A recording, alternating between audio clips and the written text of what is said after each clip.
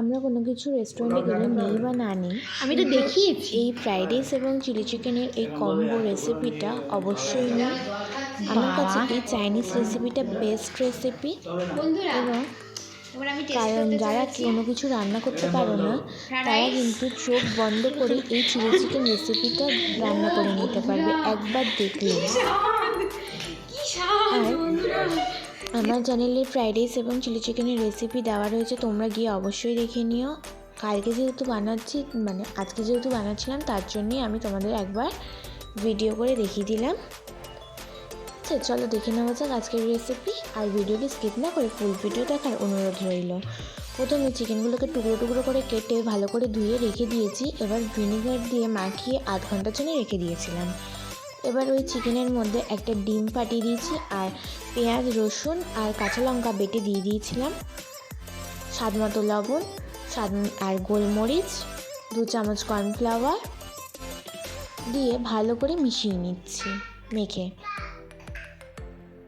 আর এতে আমি কোনো ময়দা ব্যবহার করব না, তোমরা চাইলে ব্যবহার করতে পারো। আমি কর্নফ্লাওয়ার দিয়ে কোটিংটা করে নিলাম।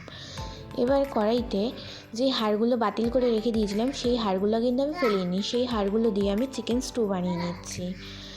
চিকেন স্টু বানানো হয়ে গেলে এবার ওই কড়াইতে সাদা তেল দিয়ে, সাদা তেলটা গরম হয়ে এলে একে একে চিকেনগুলোকে ভেজে নেব। যেহেতু ময়দা দিয়েছি, দেখো মোটা হয়ে কোটিং হয়নি, হালকা হয়ে কোটিং হয়েছে। তোমরা চাইলে ময়দাও দিতে পারো, কিন্তু আমি ময়দাটা দিইনি। একদিন এভাবে বানিয়ে দেখো, অবশ্যই ভালো লাগবে তোমাদের। এবার ভালো করে ভেজে নিচ্ছি।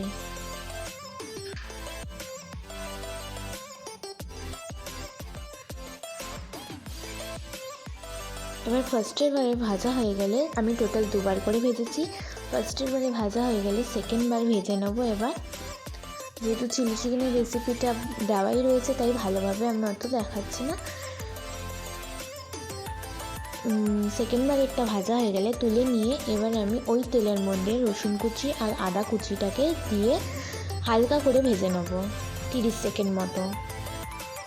যেহেতু চিলি না দিলেই নয়, তাই 4 থেকে 5টা কাঁচা লঙ্কা কেটে নিয়ে দিয়ে দিচ্ছি এর মধ্যে। তারপর দিয়ে দিলাম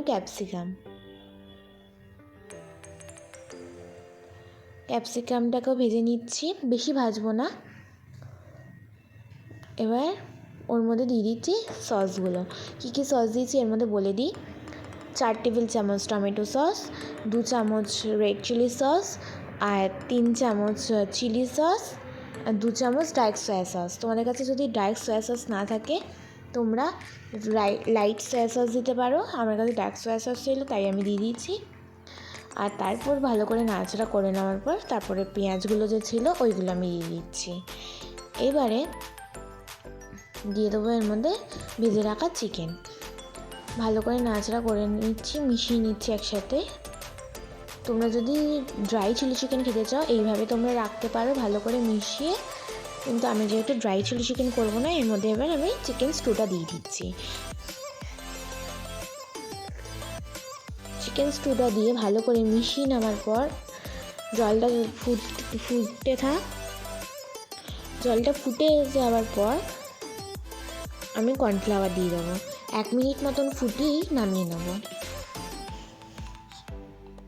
1 মিনিট মতো ফুটিয়ে এবার আমি নামিয়ে নিচ্ছি। আর ফ্রাইড রাইস রেসিপিটা আপনাদের দেখানো হয়নি, যেহেতু ওটা মামুনি করেছিল, তার জন্যে। আর আশা করি আজকের রেসিপিটি আপনাদের কাছে ভালো লেগেছে। আর আজকের ভিডিওটি যদি আপনাদের কাছে ভালো লেগে থাকে অবশ্যই লাইক, কমেন্ট অ্যান্ড শেয়ার এবং চ্যানেলটি সাবস্ক্রাইব করে দেবেন। আজকের জন্য এইটুকুই। আবার পরের দিন নতুন রেসিপি নিয়ে হাজির হব। আজকের রেসিপিটা আপনাদের কাছে কেমন লাগলো অবশ্যই জানাবেন। আর একবার বাড়িতে এইভাবে বানিয়ে দেখবেন, অবশ্যই আপনাদের ভালো লাগবে। তাহলে আজকের জন্য এইটুকুনি, পরের দিন আবার দেখা হবে। টাটা।